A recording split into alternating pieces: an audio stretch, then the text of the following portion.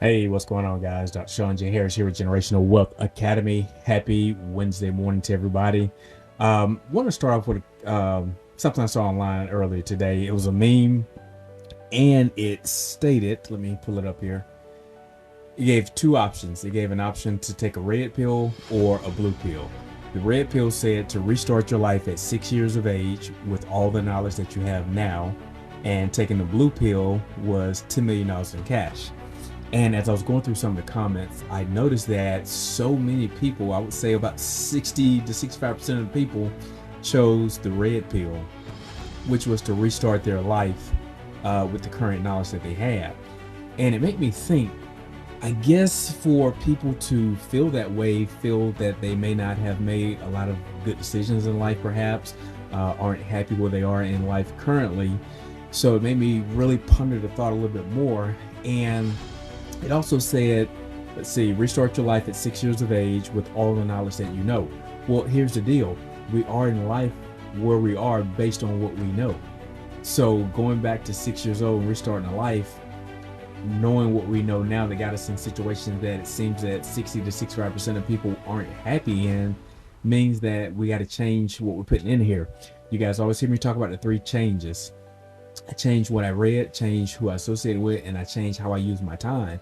So again, if we don't have good food for thought in the mind, then our physical outward manifestation of life is going to reflect what we put in to the ear and the eye gates.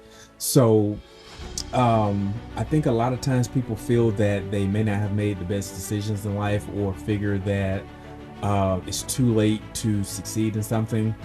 But look at the three of the top restaurants in the world that have succeeded. You got KFC with Colonel Sanders, you got Dave Thomas with Wendy's, and you got Ray Kroc with McDonald's. All these guys started these companies late in life, and you see that they are huge conglomerates today. So it's never too late to change your mindset. It's just about the choices that we make.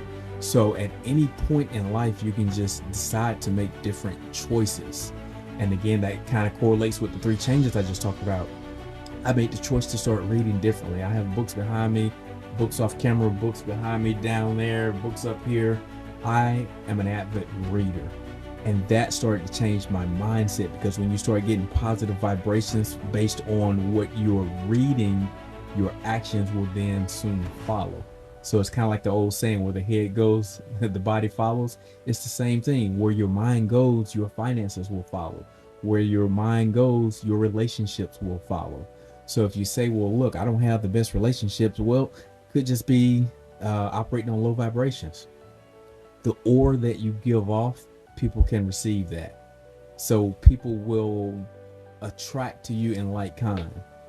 If you got a terrible personality, then you're probably going to get a lot of terrible things in your environment. But at the same time, if you have positive, what I call positive mental OPM, not OPM, PMA, positive mental attitude, that will position you to where positive things will always come around you.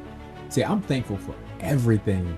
Right now in Atlanta, it's raining and it's a little cool outside, but I'm thankful for the cool weather. I'm thankful for the rain. When I wake up and the sun hits my face, I'm thankful for that. I'm thankful for everything. Thankful for my family, thankful for good health.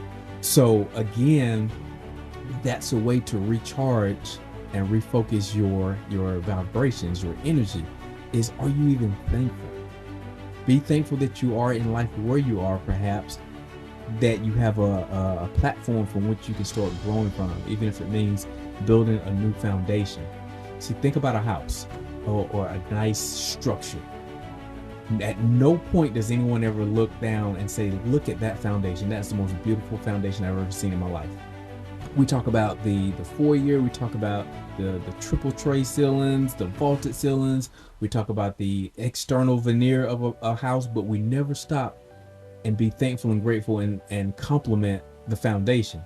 But remember, the foundation is the most important part of that structure, and it's the most costly, and it takes the most time to build in the house. Once you get the foundation in place and it starts to cure, the concrete cures, you can build the edifice quickly at that point.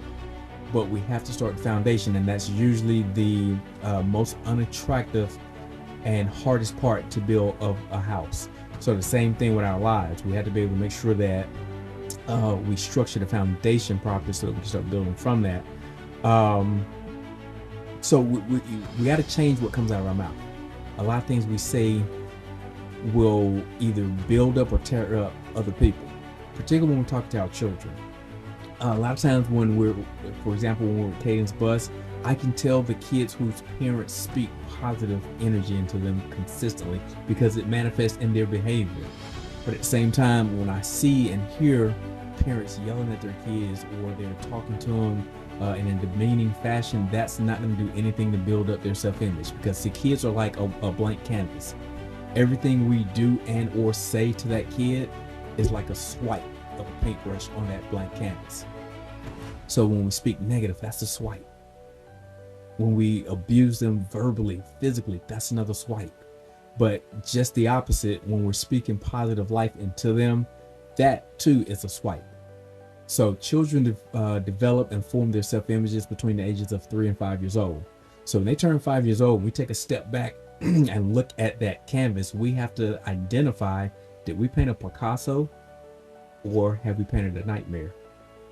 And then what that child starts to develop and form by age of 5 tends to carry over into their adulthood, unless some type of intervention took place where a mentor came in, someone who came in and started showing them a different way. But typically, most people are who they are as adults based on who they were when they were 5 years old. So be thankful in everything that you do. Be thankful in everything that you have. What I want you guys to do today is, it's in the morning now, come back tonight and comment on this post. What positive happened in your life today? What did you do different to get a different vibration, to get different energy to start surrounding you? Put in what you were thankful for. Today is Wednesday. Most people consider it hump day. It's Saturday number 4 for me because I had a mentor who said, Sean, every day should be a Saturday. So Sunday is Saturday number 1, Monday, Tuesday, Wednesday. Every day should be a Saturday. And that's what we've been able to do by developing both time and money freedoms. And it's important that you realize that life is short. I can't stress that enough. Life is short. So focus on the things that you want to change in life. Change them. Start by reading differently. If you're not reading at all, start by reading. Get around people who are positive. You guys all heard the same saying. I can tell who you are based on the 5 friends you have around. That is so true. So change your associations. Have you had 6 and 7 figure conversations this week? If you want to get into the 6-figure club or 7-figure club, if you're not having those conversations, you can't get there without that communication, without those proper associations. And then third, like I said, change how you're using your time. Don't waste your time. Use your time. Invest your time. Get a ROI on your time. All right, guys, I'm Dr. Sean J. Harris. Make impact and make money while you do it.